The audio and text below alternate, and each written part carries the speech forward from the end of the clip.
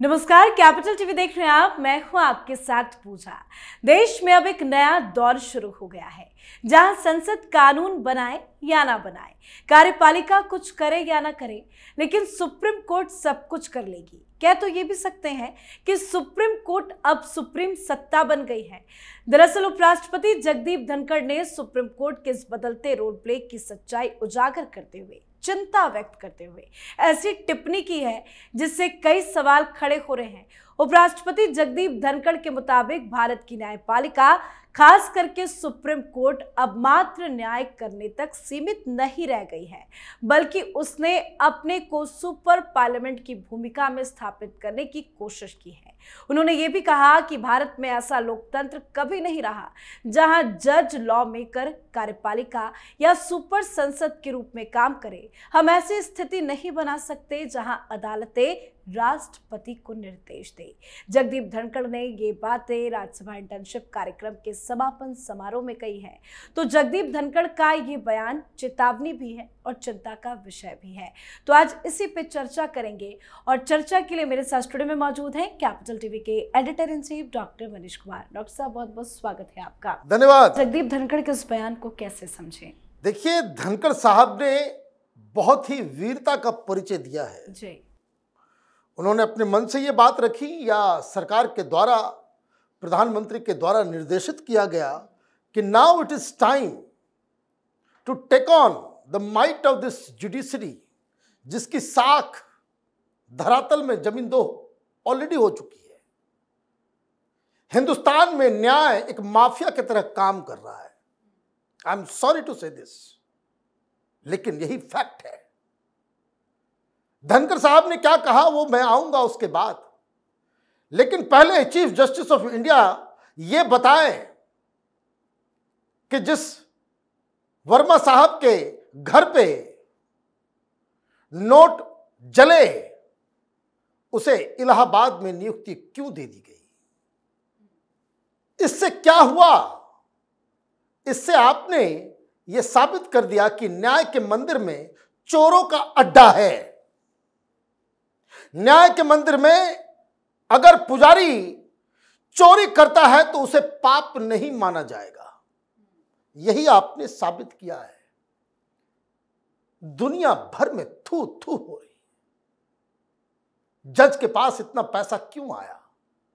जज के पास कोई अकाउंटेबिलिटी है या नहीं है? जज के पास कितनी संपत्ति है? जज के पास क्या क्या और भी तरीके हैं पैसे कमाने के?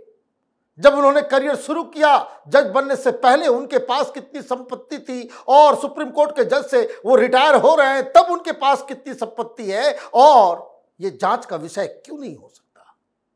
आप अंपायर हो किसी भी डेमोक्रेसी में, इसको इस तरीके से समझिए कि जो न्यायपालिका है, जजेस हैं, उनका काम अंपायरिंग का है। ये नहीं कि खुद बैट बॉल लेकर के खेलना चालू कर दो। अंपायर खेलने लग जाएगा तो क्या होगा?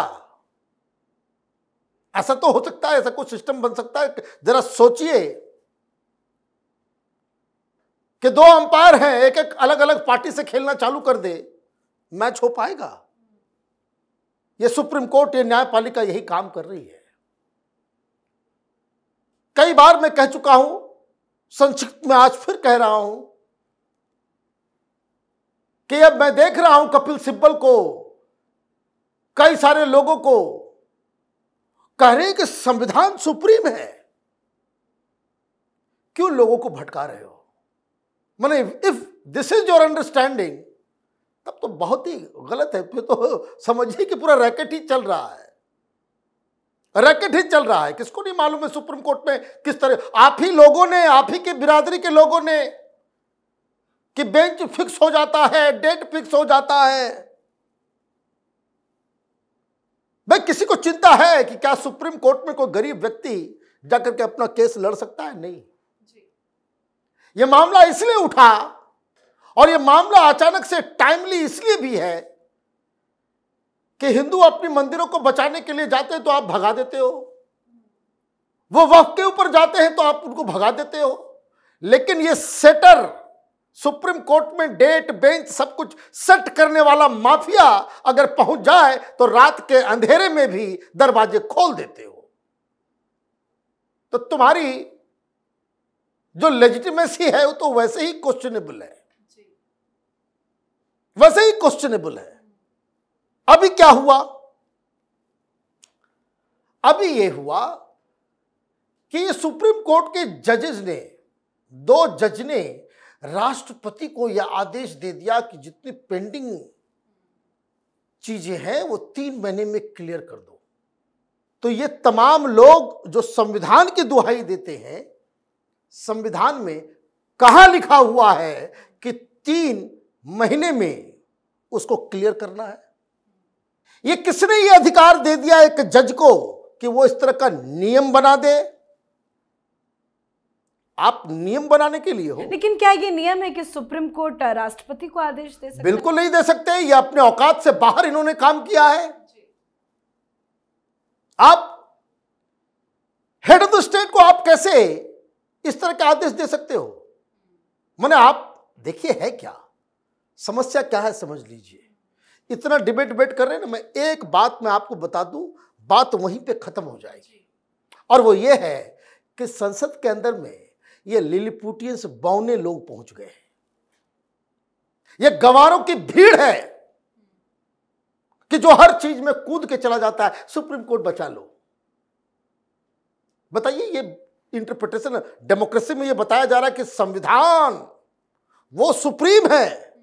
अरे संविधान सुप्रीम नहीं है, डेमोक्रेसी में जनता सुप्रीम है। जनता जब चाहेगी उस संविधान को बदल सकती है। यह संविधान है, कोई कुरान नहीं है कि जिसको बदला नहीं जा सकता।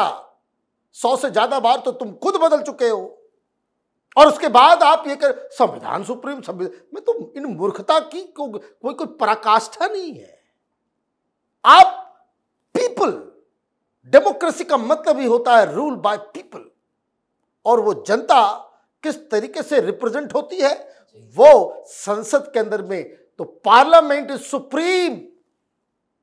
दुनिया में बहुत सारे ऐसे देश हैं, डेमोक्रेसीज हैं, जहां कोई जुडिशियल रिव्यू की बात नहीं है। ये मामला जुडिशियल रिव्यू का है, जुडिशियल रिव्यू का, भाई कि सरकार को कानून, भाई हर सरकार कोई भी कानून बना रही है, बौने लोग एक तो पहला काम ये करे कि जो सांसद हैं इनकी वकालत खत्म करो, इनकी वकालत खत्म करो। पहले ये पैसे के भूखे ये यहां भी संसद के अंदर भी वो पार्टिसिपेट करेंगे और वहां भी पहुंच जाएंगे। मैंने what kind of nonsense is this? भाई आप पैसे ले रहे हो, घर ले रहे हो, सारा सुविधा ले रहे हो संसद के एक सदस्य के रूप में, और संसद के फैसले को चैलेंज करने के लिए सुप्रीम कोर्ट पहुंच जा रहे हो। कोई रोकने ठोकने वाला नहीं है, कोई तो ये काम कोई ब्यूरोक्रेट क्यों नहीं कर सकता? कोई और बाकी लोग क्यों नहीं कर सकते? तो ये तो माने अंधेर नगरी चौपट राजा, यही कहानी है। कोई बोलता नहीं है कि जुडिशरी है, वो डेमोक्रेसी का वो जो डेलिकेट बैलेंस है, लेजिस्लेचर, ब्यूरोक्रेसी और एग्जीक्यूटिव और जुडिशरी और मीडिया के बीच इस डेलिकेट बैलेंस को ये जजेस तोड़ रहे हैं। तो संविधान में एक व्यवस्था बनाई गई चेक एंड बैलेंस का, कि अगर मान लीजिए कोई कोर्ट, और ये क्यों होता है ये भी समझ लीजिए। जैसा कि मैंने कहा कि सब डेमोक्रेसी में ये व्यवस्था नहीं है। जहां जहां फेडरलिज्म है वहां वहां ये जुडिशियल रिव्यू की व्यवस्था की जाती है कि अगर इसका बेसिक पर्पस ये होता है कि स्टेट और सेंटर के बीच में अगर कुछ प्रॉब्लम हो या कोई फंडामेंटल राइट किसी कानून से जो ठीक है, वो सारी चीजें ठीक है, लेकिन रिव्यू तक। और यहां सुप्रीम कोर्ट क्या कर रहा है? कार में कौन सा डीजल लगाओगे सुप्रीम कोर्ट तय कर रहा है ना? पराली बंद होगा नहीं बंद होगा सुप्रीम कोर्ट तय करेगा। रिवर फ्रंट के नीचे जो है वहां पे कोई जलसा होगा या नहीं होगा सुप्रीम कोर्ट तय करेगा। ये तय करेगा सुप्रीम कोर्ट। तो क्या किया आपने? अब ये कानून भी बनाने लग गए राष्ट्रपति को आदेश दे रहे। अरे भाई, राष्ट्रपति के पास वीटो संविधान ने दिया है, ये जजेस के रहमत पे नहीं मिला हुआ है। Pocket veto is an essential power, extra ordinary emergency power, वो राष्ट्रपति को संविधान ने दिया है। पता नहीं कहां कहां से उठ उठ के लोग चले आए और भाषण दे रहे हैं मीडिया के अंदर में। तो जुडिशियल रिव्यू संविधान में आया कैसे, ये भी समझ लीजिए कि भाई सरकार कोई कानून बनाए उसको रिव्यू करेंगे, वो कहां से आया? ये अमेरिका से आया। तो अमेरिका के जो अमेरिकन कॉन्स्टिट्यूशन के जो फादर हैं, James Madison, founding father of US constitution, उन्होंने क्या कहा? The accumulation of all powers, legislative, executive and judiciary in the same hands may justly be pronounced the very definition of tyranny. यही terrain हो गए supreme court वाले। Judicial power तो था ही, executive power ले ही लिया, और उसके बाद अब लेजिस्लेटिव पावर भी ले रहे हो। कानून भी तुम ही बता रहे हो कि कानून में ये होना चाहिए, कानून में ऐसे होगा, कानून में ये बदला जाएगा। कानून, भाई तुम्हारा काम है, और घर के अंदर चोर बैठा हुआ है, उसके ऊपर कोई कार्रवाई नहीं। इसका कारण बस यही है कि बौने लोग हैं पार्लियामेंट के अंदर, पार्लियामेंट के अंदर बौने लोग बैठे हुए हैं। एक स्वर में इस डेमोक्रेसी की हत्या जुडिशरी के द्वारा की जाएगी, यह आप मार्क कर लीजिए। भाई कहां संविधान में लिखा हुआ है बेसिक स्ट्रक्चर्स? कोई बताएगा? दुनिया का अकेला ये जुडिशरी है हिंदुस्तान में। घिन आ रही है कि खुद को ही सिलेक्ट करता है, खुद को ही अपॉइंट करता है। कोई चाचा, किसी का भतीजा, किसी का बेटा, किसी का खाला, पता नहीं क्या बीमारी लग गई है। और कोई सवाल उठाए तो ये एक गैंग है, एक माफिया है जुडिशियल सिस्टम में, वो खड़ा हो जाएगा। बिल्कुल। कपिल सिब्बल का बयान आया है जगदीप धनखड़ के बयान पे। वो कह रहे हैं कि ये बयान जो जगदीप धनखड़ ने दिया ये बेहद दुर्भाग्यपूर्ण है। भाई दुर्भाग्यपूर्ण तो ये है कि आप जैसे लोग हैं, दुर्भाग्य इस देश का ये है कि आप सांसद भी बने रहते हो और पार्लियामेंट में काला कोट पहन के सुप्रीम कोर्ट भी पहुंच जाते हो। यह दुर्भाग्य है कि कोई सिस्टम होगा, नहीं होगा। भाई कोई हमें बता दे कि भाई ये जो अलग अलग आपने जो है इकट्ठा कर लिया, किस आधार पे कर लिया? अचानक से एक आ गया बेसिक स्ट्रक्चर, कोई 15-16 बेसिक स्ट्रक्चर इन लोगों ने खुद ही क्रिएट कर लिया। लेजिस्लेटिव का काम कर लिया इन लोगों ने कि ये संविधान के बेसिक स्ट्रक्चर है। संविधान में लिखा हुआ नहीं है, इन्होंने भी कहीं नहीं लिखा। इनके दिमाग में ये फितूर घुसा हुआ है कि इससे कुछ होगा तो हम जाकर के कानून को बदल देंगे। भाई किसने दे दिया अधिकार? और इतना शौक है आपको कानून बनाने का तो हर जज को चुनाव लड़ लेना चाहिए। तो दिस इज हाई टाइम। देखिए धनखड़ साहब ने एकदम 100% खड़ा सोना वो बात इन्होंने उठाई है जिसके बारे में सब सोचते तो हैं, बोलते कोई नहीं, बोलते कोई नहीं। आपकी इस माने आप राष्ट्रपति को आप डायरेक्शन देने लग जाओगे। और एक और टेक्निकल बात,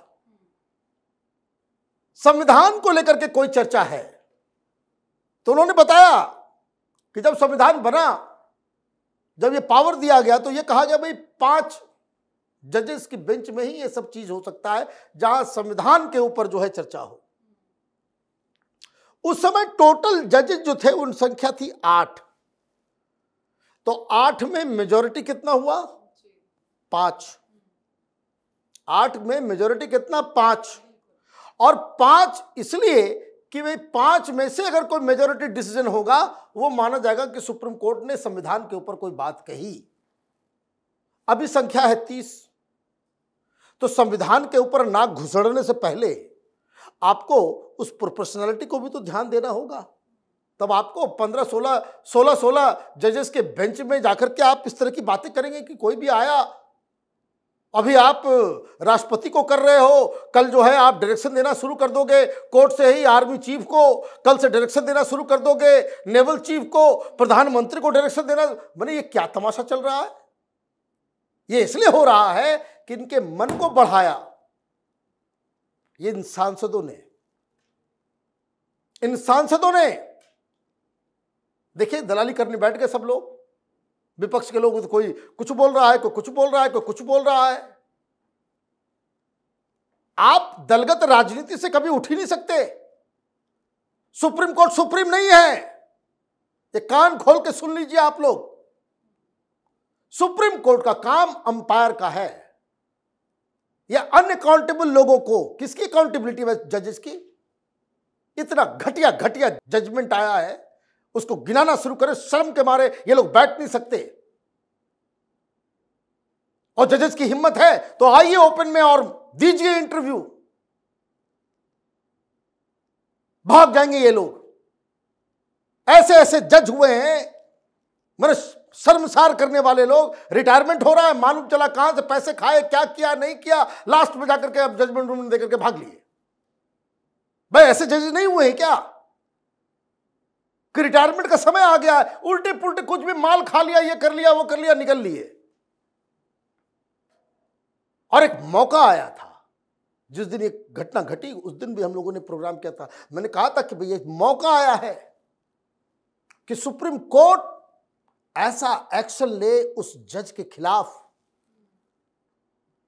कि जजेस के प्रति, न्यायपालिका के प्रति लोगों का विश्वास जो है वो पूरा। आप यहां मणिपुर में घुस जाओगे और बंगाल में पलायन हो रहा है, वहां पे रेप हो रहा है, लोगों की हत्या हो रही है, दुबक जाओगे। मुसलमानों के वक्त की बात आएगी, बिछ जाओगे।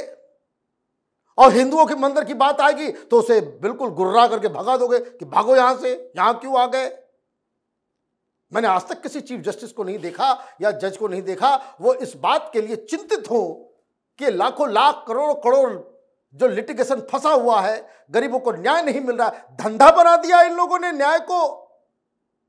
आपके पास पैसे नहीं है, हिंदुस्तान में न्याय नहीं मिलेगा। क्या इनको मालूम नहीं है कि जज खरीदे जाते हैं लोअर कोर्ट में? Judgement is on sale in India. कोई कुछ बोलता नहीं है। तो धनखड़ साहब ने जो बात कही वो बिल्कुल सही कहा। ये अनइलेक्टेड, अनइलेक्टेबल, इररिस्पॉन्सिबल, अनअकाउंटेबल ये जो जमात है, they must be put in place. इसकी शुरुआत बाबा भीमराव अंबेडकर ने कहा था कि भाई जजेस का अपॉइंटमेंट भी जो है जैसे IAS IPS का होता है एग्जाम के द्वारा, उस हिसाब से सबका हो, तब ये देश बचेगा, डेमोक्रेसी बचेगी। अदरवाइज ये इस तरह के लोग जजेस में रहे, जज बनते रहेंगे, यहाँ पे नेपोटिज्म चलता रहेगा, खानदानी जो है वो सब चीज़ होता रहेगा। तो आप देखिए कि डेमोक्रेसी का सबसे बड़ा जो खतरनाक पहलू जो है वो न्यायपालिका से ही जन्म लेगा। बिल्कुल सर, बहुत बहुत धन्यवाद सर समझाने के लिए। धन्यवाद। तो जगदीप धनखड़ ने सुप्रीम कोर्ट के एक फैसले पर कड़ी आपत्ति जताई है। उन्होंने कहा है कि लोकतंत्र में कभी ये कल्पना नहीं की गई थी कि कोई न्यायालय राष्ट्रपति को आदेश दे सके। उनका ये बयान उस फैसले के संदर्भ में आया है जिसमें सुप्रीम कोर्ट ने कहा था कि राज्यपाल द्वारा राष्ट्रपति के पास भेजे गए विधेयकों पर 3 महीने के भीतर निर्णय लिया जाना चाहिए। इसी के साथ जगदीप धनखड़ ने कई सारी बातें कही हैं जिस पर ध्यान देना काफी जरूरी है। उनके बयान पर कई सारी प्रतिक्रिया भी सामने आ रही है, लेकिन उपराष्ट्रपति की टिप्पणी इसी बात की ओर इशारा करती है कि सुप्रीम कोर्ट का सम्मान जरूरी है, लेकिन असीमित शक्ति लोकतंत्र के लिए खतरा बन सकती है। तो आपकी क्या राय है? कमेंट करके लिखिएगा। देखते रहिए कैपिटल टीवी। नमस्कार।